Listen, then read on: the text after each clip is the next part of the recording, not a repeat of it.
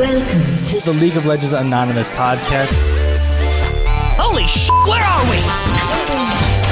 You just gotta settle into the addiction and then let it take over. Ace.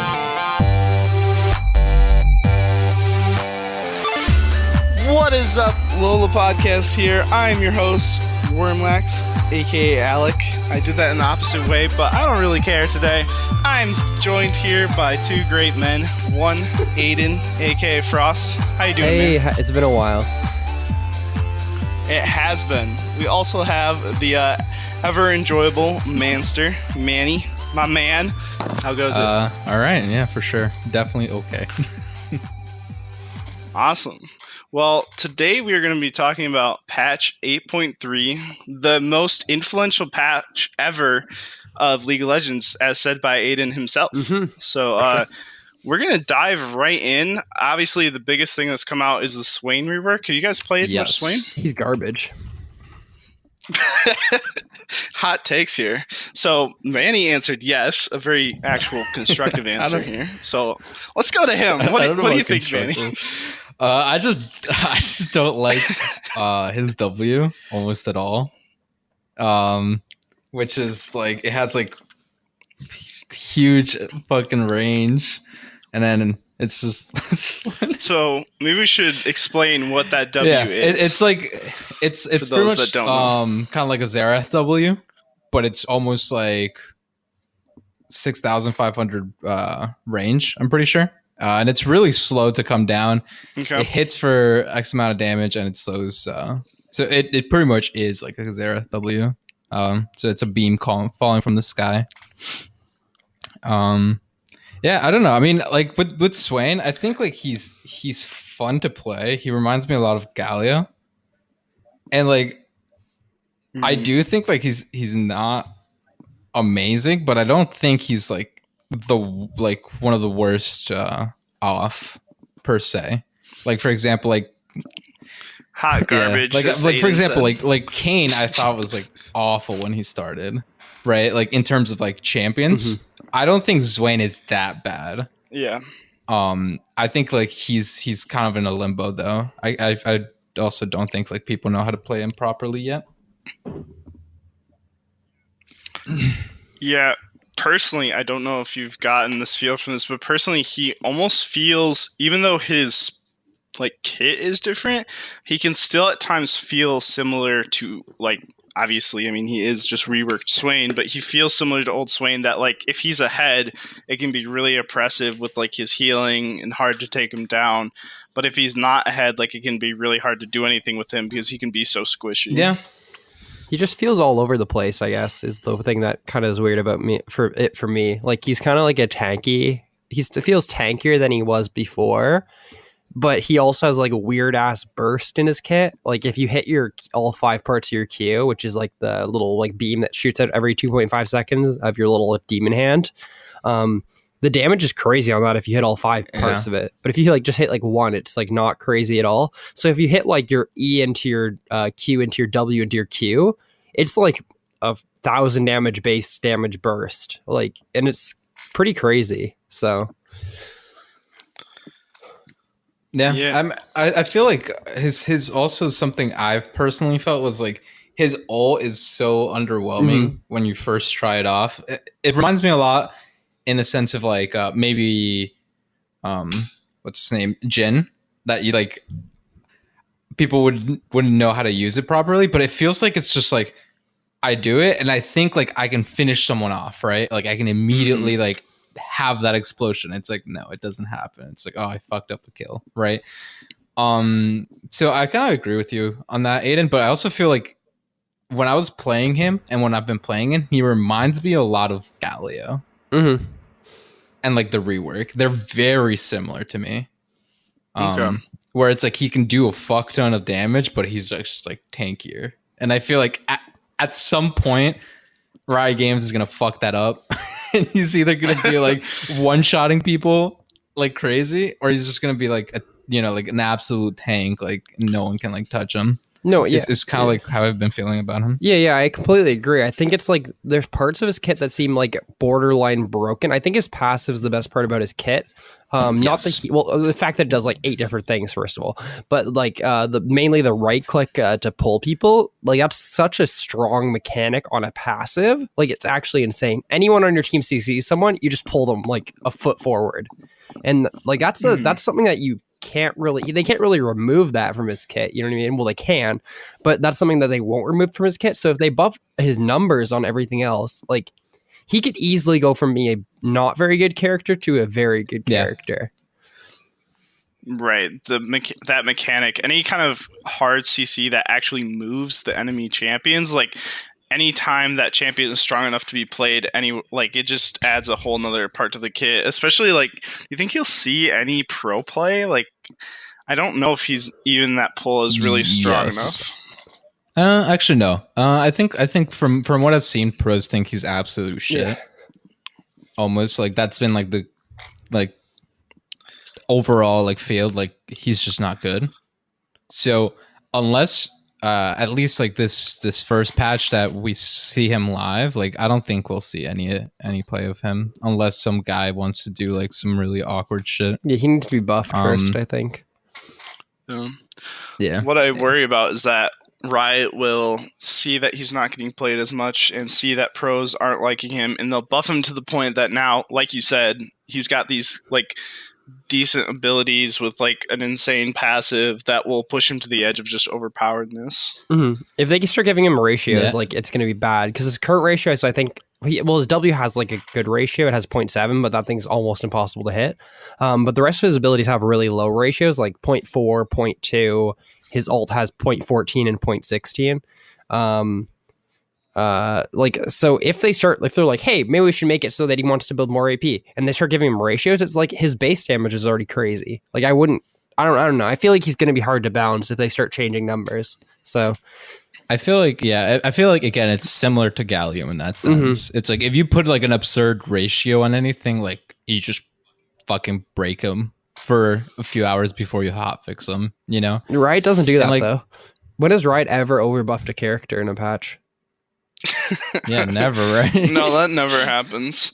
I feel like they've consistently been doing that for the past year. Yeah. Just like almost on every single patch, they're like, yeah, you know, we did this. Oh, an hour later. Yeah, lethality was a little too broken. Wait, you know? Wait, you mean giving Nunu 55 damage on auto attacks wasn't a good idea? Wow. Yeah, I still think those Nunu buffs are so crazy. I don't know. Where's the balance team at? Holy shit. Yeah. It just makes me kind of think that like that's part of the reason this patch was like so reserved. Like there really wasn't much on it because they're worried about like going over the top again. I mean, I think like they did state at the start of the season that like every odd number, so this is 8.3, is going to be like a small patch where they try to do like smaller things, but they fucking destroyed one champion, which is Kog'Maw. Like Kog'Maw went from the best ADC to absolute garbage. Yeah, let's talk about that because they gutted his maximum health later into the game. It went from 7% at max rank to 5% of the target's maximum health. I mean, he was the best character in the game. That's the problem, right? And the fact that like he was pick or ban at my ELO, like people would first pick him no matter what if he was open. And it's weird because like he was not the best character at the like full items anymore. He's like the best character at like 20 minutes because of the Wits and what's the item called? Rage Blade combo. It's just like you can't beat that character at 20 minutes to 30 minutes. So if they get Kog'Maw, you just lose the game like early. I understand why they gutted him. They're immediately buffing him back in the PvE right now. But like, I feel like this is actually like a good change because I just feel like it's just unhealthy when every AD carry doesn't have that early game pressure, with the exception of Varus is the only other character that builds Rage Blade right now. I was going to say that. I was going to say, because like the biggest surprise, I agree with you that they should have done that, right? Because even in competitive play, right, he was seeing like a good amount just because again he's so powerful with that. I'm surprised that they did not even mention Varus in this patch after they did that to Kog'Maw. Yeah, I wouldn't even like. I'm surprised they maybe even didn't like take Rageblade down like just a tiny bit, because it really does feel like we're back to that like back when Lethality and it was only Jin and Varus. Like right now we're at like only Kog'Maw and Varus. Like Well, those now it's two. Varus. Yeah, so now it's only Varus. So now we're going to be seeing a ton of Varus, and like, does that just mean? I mean, they're probably just going to knock him off the top again next patch. Like, unless like I just see the next round of pro play going in, being like, well, shit, and they have Varus or they ban Varus every single game because Kog'Maw isn't that OP anymore.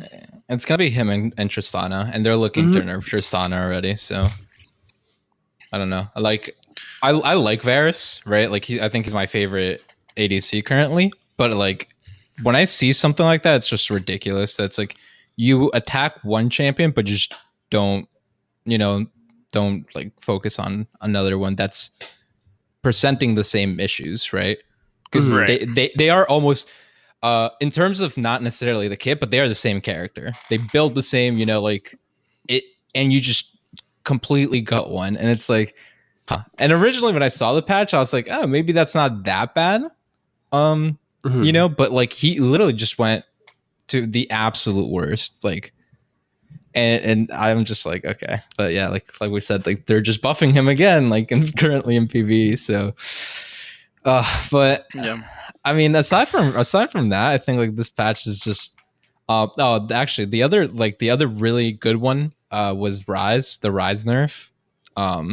Thank God they got rid of that. I enjoy playing Rise, but like the stopwatch ulti combo was just too obnoxious. Yeah, so Zhonya's and stopwatch no longer lets you take the Rise ultimate out. It acts as crowd control and interrupts the ult channel, which, yeah, like you said, definitely needed to be changed. I mean, already, I personally think that stopwatch is too powerful an item, but it with combo with an ultimate like that, like it just blows it out of the water how strong that is. Yeah, I mean, I originally thought it was like a cool interaction, but like when you're dealing with it, you're like, there's just no counterplay. It's just like so frustrating. Yep. So it's kind of crazy that it took so long, but like it was also like you needed a full item to do it. So I understand why like now was the time to gut it, but. I don't know. I thought it led to some cool mechanics. Like I linked a video in the live podcast chat. It's like there's cool things that you could have done with it though, with the Zhonyas, right? Like you could run in and save a teammate, and then Zhonyas and get them out, sort of thing. Right. But yeah, I think that with stopwatch, it just became too potent. The fact that you could, it's pretty well escape a free gank from level 6 until you get Zhonyas, which is kind of a little bit toxic. And then obviously the way it's being used in pro play was almost getting to the point where it's being abused rather than used, right? Like occasionally seeing someone get out with that, it's like, oh, that's whatever, it's a cool mechanic.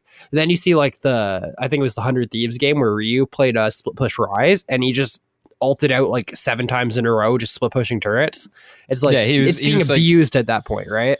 He was consistently pushing, and it's like as soon as he saw one character, he'd just ulti out. And yeah, like, it's not necessarily easy to pull out in like rough situations where you're like getting 5-manned, right? And like those were the cool ones to see, right? When you were like, holy crap, this guy was able to like be far away, like click the mini map far away enough and do that. Like those were cool, but like, yeah, he did that. And then in EULCS, they were doing that crazy too. It was literally just, oh, they're there, they're oh, when he's gone, like, all right, well, well, what do you do now? So I think it's like, it just became so obnoxious. And I mean, Riot says that they don't listen to people like complaining as much, but I feel like, I mean, with the whole stopwatch, anti-stopwatch craze, I think like this nerf was definitely kind of forced.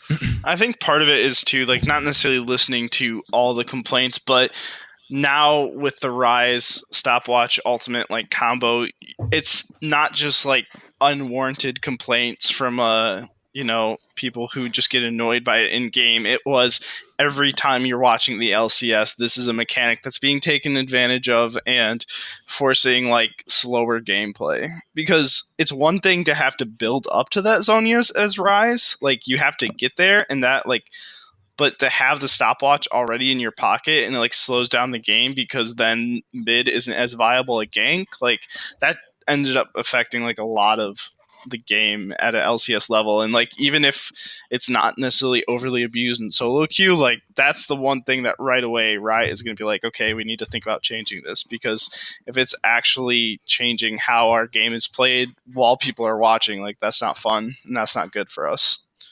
Mm-hmm. Yeah, I mean, I don't know. I never thought it was too big of an issue. The stopwatch thing. Like I could see why people think so. I just personally didn't. I mean, I think like the best thing was to lower the sellback cost, which they did this patch, and then what they're doing on PvE, which is making it 10 minutes now. I'm pretty sure. Yeah, I'm still on the fence about it because like it does make for some pretty cool like plays. It makes for some nice moments where you, oh my gosh, that stopwatch outplay, like that happens from time to time. But there's also the like, oh, do we want to dive this person? Like we've set up a good dive on this person. They have stopwatch still. Like, is that going to be a good idea? Like that kind of stuff has slowed down the game in some aspects, but I don't think it's as prevalent as like people think it is. So I'm still kind of on the fence on like whether they need to change it, but I, like you said, the gold nerf definitely was needed. You shouldn't get gold out of something that you just like just getting it for free at the start, using it effectively, and then being able to sell it for gold. Like that's a bad place to be. Yeah. I think also, I don't know, from the more the time has gone on, as I've just realized how broken Inspiration Tree was. It's like at first I was like, oh, all of this is so gimmicky. I don't know how I feel about this. And now I'm just like, oh my god, this tree is so broken. It's like even the changes of putting boots instead of like the stopwatch, then people just go, like free boots, and then like the biscuits, or they go biscuits and then cosmic insight, and it's just like it still feels just like a bunch of free gold. It's like people are still they're just finding ways to like just stay in the Inspiration Tree. But I don't know, we'll definitely see what goes on with that. Yeah, so moving on, another big change that happened. It wasn't a big change. A change that happened that people have been asking for. That's kind of on the complaint trend. Zoe did get a nerf, but I don't think it's the nerf anyone was expecting. I don't think it's a nerf. No, technically it's a nerf, but in all honesty, with someone building 40 to 45% cooldown on Zoe almost every game, like this is a slight hindrance to her early game. It doesn't affect her ability to one shot. It doesn't. So say it out loud. Her Q Pal Star got a cooldown nerf. Instead of 7.5 at level 1, it is now 8.5 second cooldown to 8. 7.5, 7, and 6.5 when it was 6.25 at the last level. People at Riot, like, there's someone on the balance team like pissing themselves laughing, right? Like, there's no way that you put that nerf out and you don't go, ha, that's gonna get him. Yeah. That's gonna get him riled up. You know what I mean? There's no way you put that and you're like, okay, that should fix her. There's if someone on the balance team's like, okay, this will fix her, they shouldn't have that job. I'm assuming they're just like, let's just try this one. This is like that State Farm commercial where the guy has the dollar on a fishing pole and he's like trying to get it. It's like, oh, got you $1. Like they're teasing you. They got you something, but is it really worth it? Is it really worth the pain they're putting you through? So I agree. Like I think what Riot's concern is that they don't necessarily want to completely gut it and like have it not see any play, because it's still like their newest champion, right? But I agree, like this is not the like this will not do anything, right? And it's been like 4 patches now or something. It's like it's kind of like ridiculous that you just haven't seen Zoe really get touched in the numbers. To me, it's like her ability is just a numbers thing, right? I think like she's a very like skill-based champion. my main issue with it is that if she's behind, she can still one shot like almost anyone in the team. Right. So like to me, it's just like you need to attack the numbers, but like they haven't even like attempted that. So it's just, you know, I mean, there's times where like a small nerf like this might kill a champion. Like for example, I haven't seen Jarvan anymore, and it's just like 4 armor, but I mean that's obviously ends up being significant. So I think like they're trying to like little by little, and then they're just gonna end up gutting her like next patch or something. Yeah, I think part of the issue is that her way to like deal damage is so one dimensional that from a way that like putting myself in Riot shoes, they're probably worried about gutting her to the point that she just won't see any play at all. Because if you're too, like, if you go over the top with how much you nerf her damage, like, she won't really be worth playing, I feel like. Because she's so one-dimensional with, okay, you hit the sleep, you go in and hit your Q, and that's your damage. Yeah. So it's like, if that's not dealing enough damage to be worthwhile, she just falls out of play completely. Like, there's a ton of other mages who can take her place better if she can't do that as well. Yeah. So I can understand why they might be tentative, but I think it's been too many patches and too long to say that there's not like there's too much information at this point to say that this isn't an issue, that she doesn't need some kind of nerf in the numbers. Yeah. I agree. I think like this patch really shows that they don't want to like make like characters either super busted or like completely gut them, aside from again like the Kog'Maw. Like they're very hesitant about that, and like I think the perfect example to that is Jhin. And me being like a Jhin player, it's just like, yeah, Jin's getting buffed. I was like, oh baby, I'm gonna be able to play him again. And I see that, I'm like, oh yeah, okay, that does nothing, you know. And it's just it's pathetic. It's honestly, to me, it's just pathetic that you call that a buff. Yes, it's a buff, but it will do absolutely nothing to you until maybe like the end of the game, once you have level 16. It's just like, yeah, and that's how I feel about the Victor changes too. Like I love to play Victor, but he's kind of crap right now, and the changes to him, like some cooldown on his ultimate and get more shield on your Q, like that doesn't bring Victor back into the meta. Which like part of it for me too is like they don't need to, every time a champion falls off, they don't need to be like, oh, we have to bring them back into the meta. You don't need that. But sometimes if you're going to buff someone, like make it worthwhile. Don't just waste numbers on nothing. Yeah, I agree. I mean, I don't think like I played him. He didn't feel too bad, but like, yeah, he's definitely not. It's like, oh, Victor's in again. But to be fair, he does come from like his big nerfs before where you only saw Victor, and if you didn't see a Victor, it was just like because one of the mid laners had some sort of brain damage. Or he was banned. Yeah, I mean, but if he got through, like if he was not banned and then no one picked him, it's like, I don't know what either of these mid laners are doing. Like, how are you not going to play like Victor? So yeah, I'm excited for the next patch, which has a lot of changes coming, but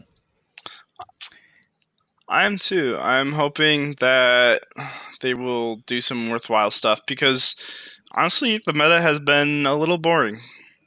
And me personally, as a Renekton player, bruisers are in a pretty poor spot right now. I think Renekton's fine. All right, Hashinshin, let's call it. So, speaking of Renekton and ranked, actually, I didn't say anything about ranked, but I'm bringing it up now because of Renekton being utter garbage, I've had because of that's the reason. Partly, we'll just keep it at that, Aiden. Don't question. Ranked has been fairly rough for me, but I did end up finishing my placements and getting Plat 3, so I don't have too far to climb if I want to make it back into Diamonds. How are you guys ranked going? I mean, I know that Aiden for a fact is God among men at this point. Aiden, what have you been playing on the ranked fields? I've been playing support again, and I think I'm actually carrying from support because I think I'm getting better at the role. Do you have a favorite champion this season so far?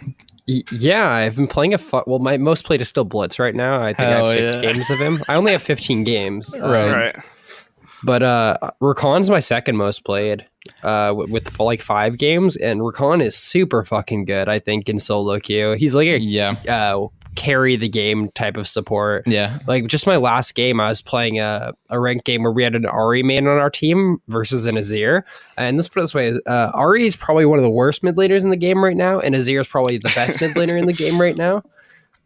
So we were getting smashed all game, and then I had just one ult where like their Alawi tried to dive us, and I ulted Alawi, exhausted her, flash jumped, flash W'd into the back line, knocked up 3, then stunned the 4th, and then we rolled them, right? It's like Rakan's a character where you can actually fucking carry from a support. Yeah. It's actually super You cool. could say he's the Renekton of this.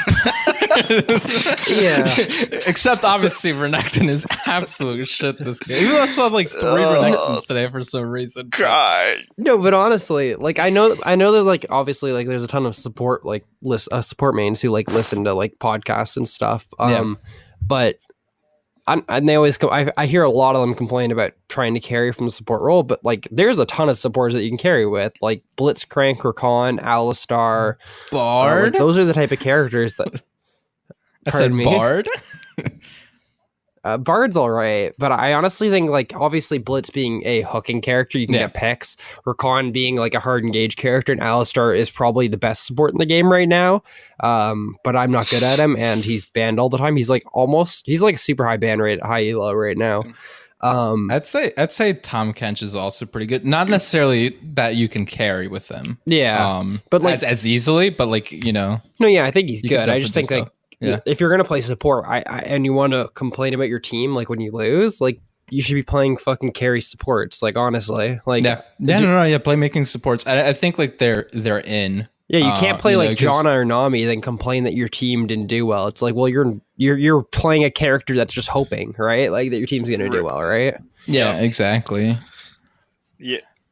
I think it's funny that you mentioned Rakan because I know, for example, Kobe. The analyst says he hates Rakan, like seeing Rakan or anything, but I completely had disagreed with him on that because I think Rakan is actually really good. I think like his main issue is that if your team is brain dead and you have like a disconnect, you get one shot because you go into the middle of 5 people, you're fucking dead, you know. But aside from that, like it's really clear that like he can do so much. Yeah. Right. You know, and he can end up being safe too. And I think like him and Zaya are still one of the best bot lanes you could have.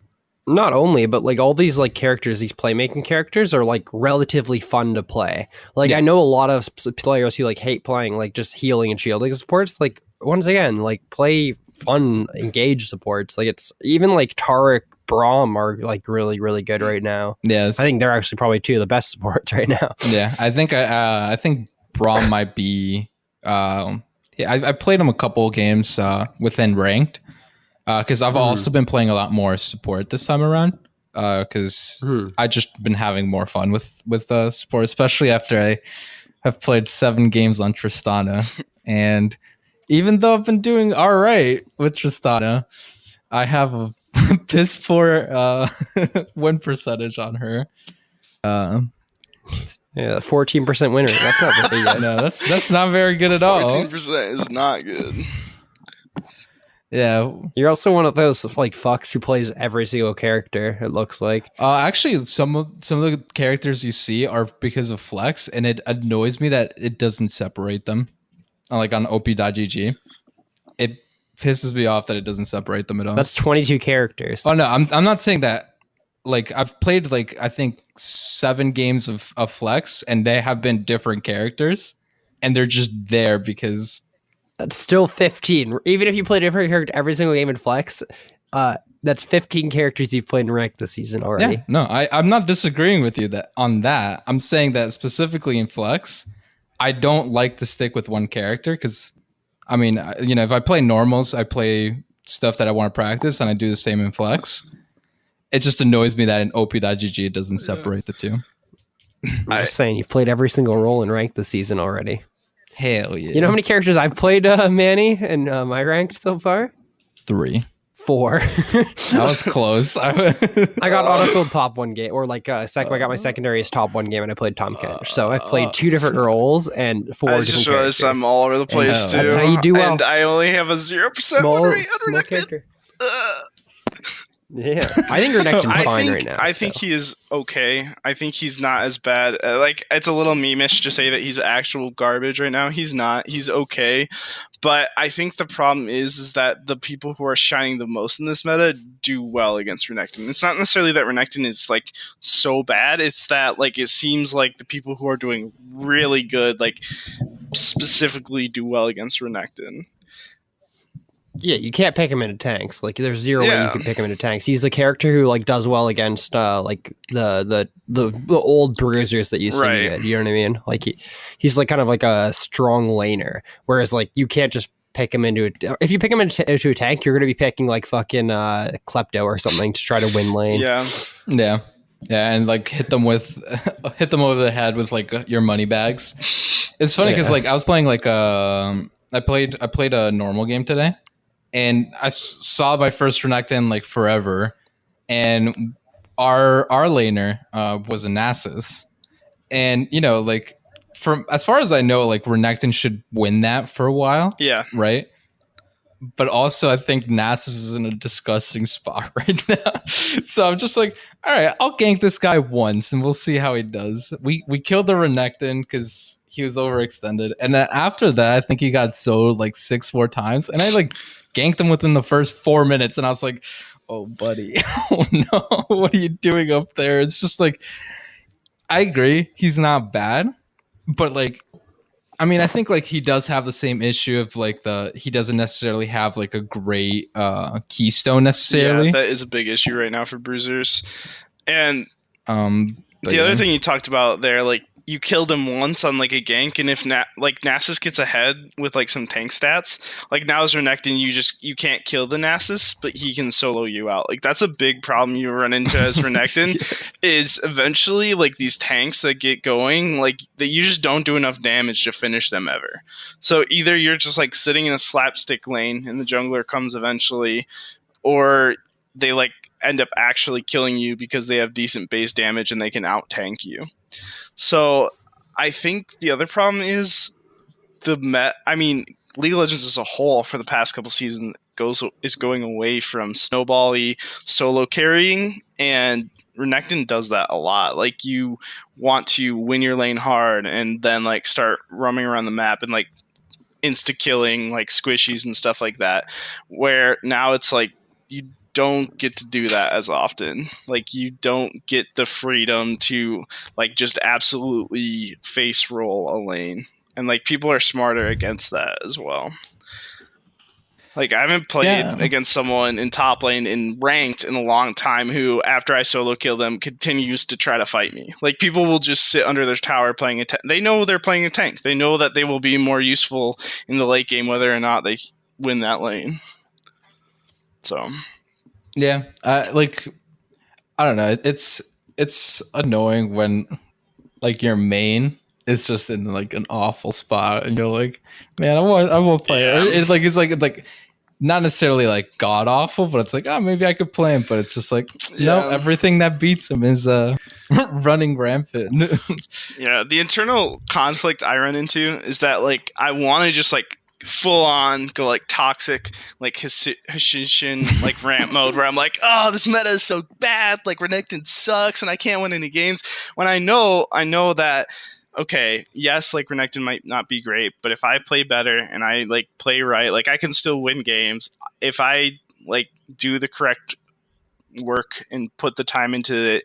I can get the win rate I want to, like if I play better. Like that's the kind of thing that kind of like I sit on the edge of toxicity where I want to just like yell at Renekton for being such a shit champ, but then at the same time I know that like there are people who play the stupidest shit and get to diamonds and other levels of play in this game. Like there is not a very big limit on what you can play and still climb if you are a good enough player.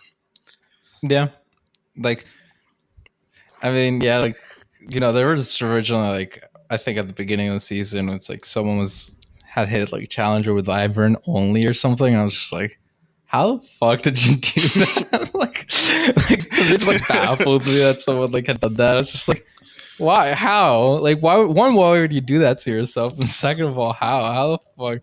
Or it was like, I mean, like last year where like, I think half the ladder was just Riven one tricks or something at the very beginning. Like, I remember that vividly. It's like, oh, Riven's a great champion to carry. So people like saw that on Reddit and everyone's like picking Riven. I'm like, oh god, you guys are awful.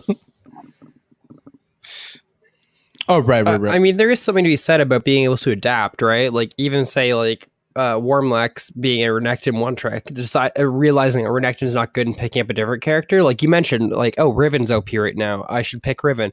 Like, I know the very first 2 months of the ladder is when I was, like Master last season, right? Because I, like, rode the early wave up. But I, like, if you looked at the Challenger ladder in the first 2 months or first 3 months, there was, like, I want to say 5 Shaco one tricks. I do in the remember top that. Like 50. Oh yeah. Yeah, like because Shaco was just so fucking strong, right? But like as soon as they nerfed Shaco, all these Shaco one tricks fell off the ladder. No, the only one who I think stayed like near Challenger was Beautiful Korean. But like it's one of those things. If you can pick up the characters that are meta, then you will always do well in ranked. If you can quickly adapt, like as much as we say like being a one trick's good because you can learn matchups. Being able to play every character at the level is way more beneficial. Oh yeah, of course. I think like it's always like the benefit of like, oh yeah, you do know the matchups, and it's even if it's your one trick is in an awful position necessarily, right? Like sometimes you can still win just because you know how to beat that matchup. But like if you can just take the better like champion in this situation, like you have higher chances of succeeding. And that's why like we don't see like off meta champions that much. Yeah, like Skarner is like one of the best junglers in the game right now. It's like, hey, if you can pick up Skarner in your kit right now, you'll do well. Oh like, yeah. But like, who knows how to play Skarner? It's like you have to be able to adapt. You kind of have to find a good balance because you don't want to be jumping champions the entire season. You want to like that's why I liked Renekton for a long time because he usually sits at, and even right now, like he's at a place where you can do well on him pretty much no matter the meta. Like he sits at a place that he can win lane and like be a good champion pretty much no matter where the meta goes to.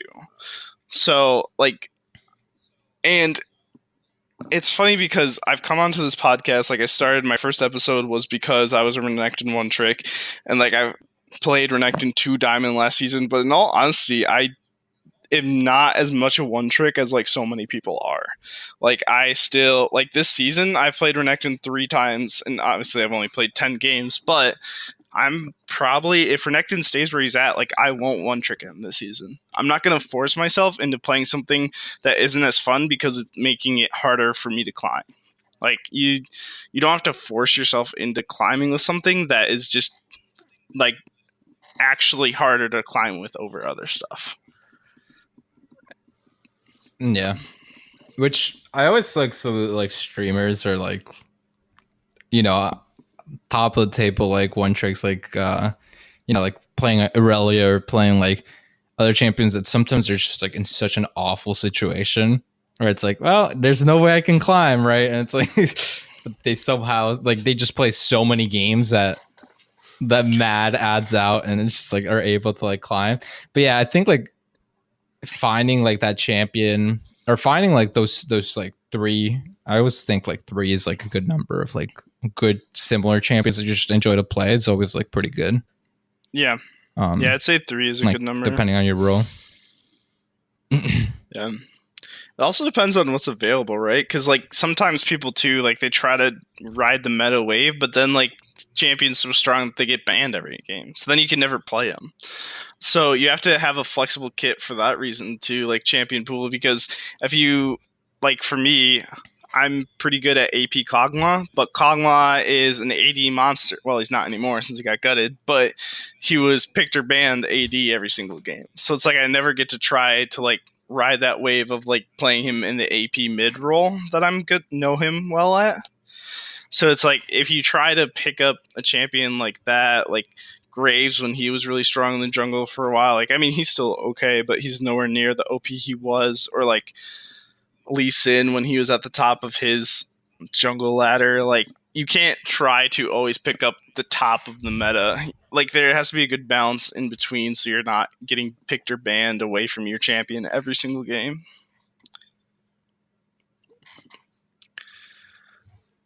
Yeah, I think like sometimes, and I think we've mentioned it before, is like sometimes just not even maining or not even learning the meta stuff, but like what counters it is a good strategy. And yeah, I think like because Aiden, it's been so long since me and you have done an episode together, but like I'm pretty sure like our last episode we actually talked about that. Was that like?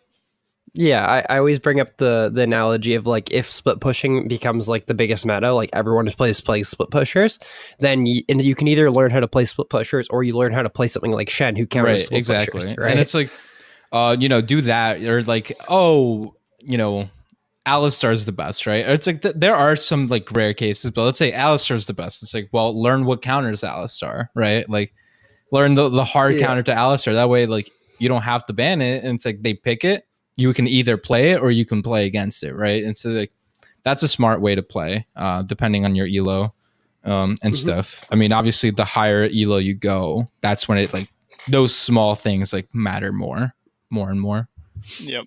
So I think like it's like there will forever be champions that are just like, yeah, you need to ban this, or there's no way we win, right? Like Azir was like that for a long time. I still think he's like. I agree with Aiden. He's still like the best mid laner, but like he's not necessarily like like pick ban, or at least I haven't seen as much of him being necessarily pick ban. Like Zoe still kind of is, but like Zoe when she first came out was like, yeah, you don't see that champion, right? If you do, you're most likely gonna lose, like and stuff like that. But I think like just being able to adapt is like the biggest thing.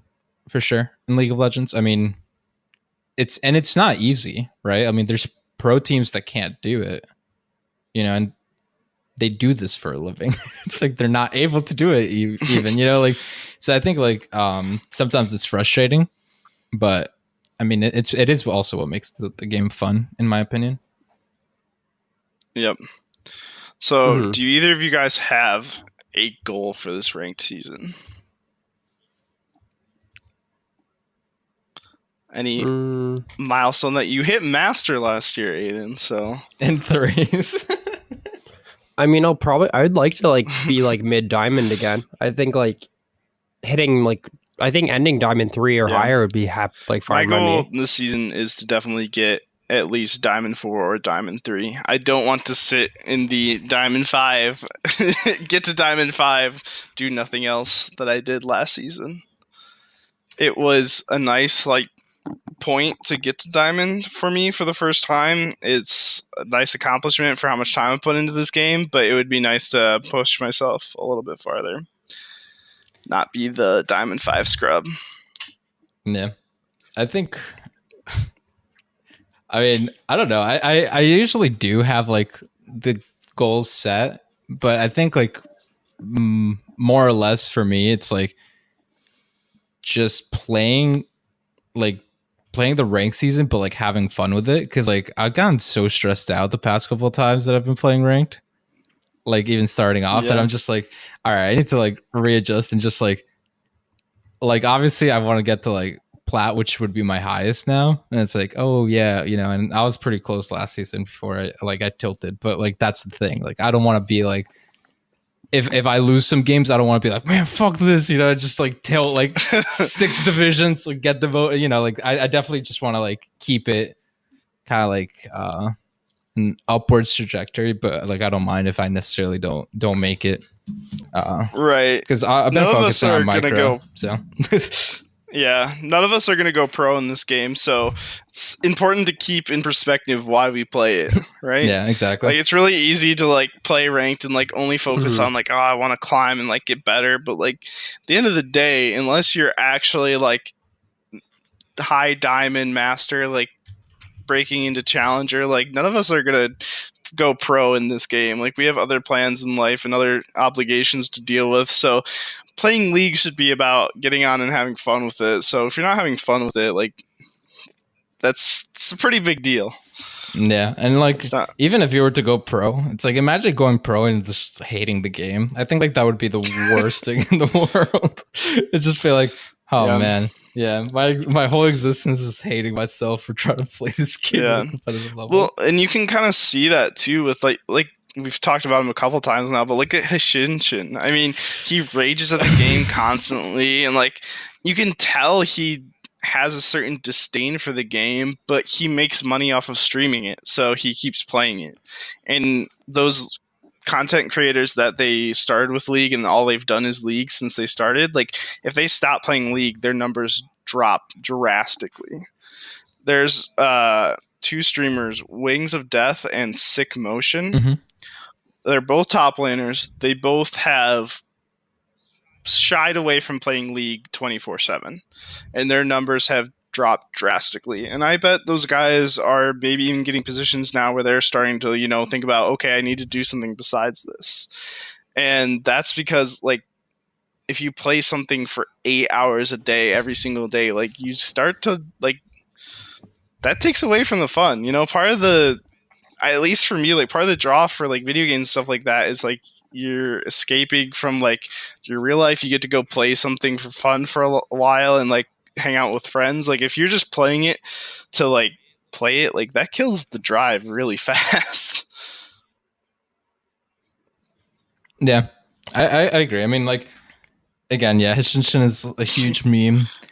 I do, like, man, I feel bad for him because he is very passionate about this game. He just wants to kill some fucking nerds when he plays, you know? That's his whole mission. You ask Hishinshin, what do you want? He's like, I just want to solo someone. It's like, all right, man. You know, and then he has all his reasons why he can't do that currently. And it's like, it sucks, you know, like, but yeah, I agree. I mean, like, even Dyrus, right, which so many people know, he's been, like, playing everything else, right? And he's been like, yeah, I don't really want to play, like, League as much or, you know, like, invest this if I'm not having fun. And, like, I mean, we all have our reasons. I mean, like, Aiden, like, you haven't been playing ranked that much, right? It's like you still want to, like, climb and stuff, but doesn't mean you're gonna have, like, you're gonna give, like, 3,000 games in, right? Like, yeah, I mean, I never have played, like, the game like a ton. Like, all my friends who play the game, who play ranked seriously, put like, I don't know, 500 games in a season. I never go over like 200 ish. You know what I mean? Last season I was at like, including 3v3 and flex, I was probably over 200, but definitely not in solo queue. But I don't know. I just play the game because it's fun, I guess, is the way that I always have looked at it, right? Like, I play PUBG right now, like, more than League because I think it's fun, right? Yeah, no, I agree with you. I mean, I think, like, it's always good to also have, like, those games, you know, in case, like, oh, I'm tilted in League. Hell, I just jump onto PUBG, you know, like, oh, you know, it's good to have those de-stressors. But yeah, you know, I feel like a lot of people are, like, get super stressed about ranked. Like, at the end of the day, ranked doesn't fucking matter. Like, I mean, you know, like, would I want to be diamond? Hell yeah. Would I be like, oh, you're bronze, but I'm diamond? Well, you're doing this wrong. You know, like, it'd be fun and it'd be funny. It's all, like, stuff like that. But it's like, at the end of the day, it's like, all right, I'm not, like, okay. Yeah. You know, it's like people put a lot of stress into that. And I think, like, even a lot of our listeners, like, a lot of your tilt comes from that, of, like, you putting your expectations so high that's, like, if you start feeling like you can't accomplish them, it's like that's what causes a lot of, like, you know, your anger or tilt, and then you just don't enjoy the game. And if you're not enjoying the game, that's like, why do you play it? You know, so many people in solo queue are like, man, I fucking hate this game, and I literally always answer the, why are you playing? Go enjoy life, dude. Go outside. I don't know, like, do something that, you know, if you're not gonna have fun with it, it's like, then why bother? Yeah, I mean, last season I finally made it to Diamond. I was super happy, and you know what changed for me? Absolutely nothing. I still play with the same friends on Ranked in League. I still get called a feeder when I play badly. I still, you know, I still enjoy the game, but I'm just have a Diamond border now. Like, I know, like, it's good to reach goals, but then it's like, now that I was Diamond 5, like now I want to reach higher than that. And exactly. it's good to like keep those kind of goals and like, but also realize that there is no like crowning moment where you're going to reach a rank and just be like, oh, I am like so happy with this. This has just fulfilled me. No other game of League of Legends will ever tilt me again. Right. Like, I feel like unless your aspiration is to go pro and you're a challenger, like, okay, like, you know, I get it at that point, but yeah. I mean, I still find it funny. One of the funniest stories I've ever heard of someone being high, like diamond and being able to play with pros was the story that Ada told me about Jensen. Which is just, to me, the funniest thing. Just I imagine Jensen being in his gaming house, dude. He's like, I'm gonna play some solo queue warm up or whatever. You know, it just sees. I'll give the context just so like you're. So like I was playing a ranked game and then someone locked in Zed. It was Zed, right? Yeah, it was Mordekaiser.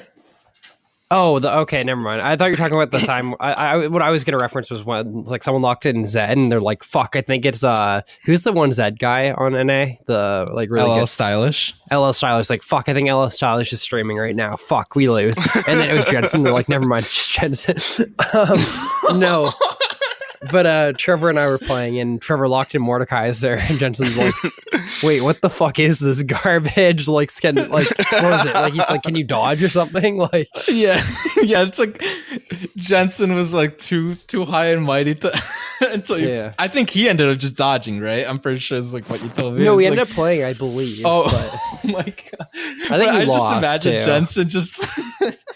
Yeah, it's fucking Jensen just going like writing his notebook. Never play this fucking Mordekaiser. Like, who the fuck likes some Mordekaiser?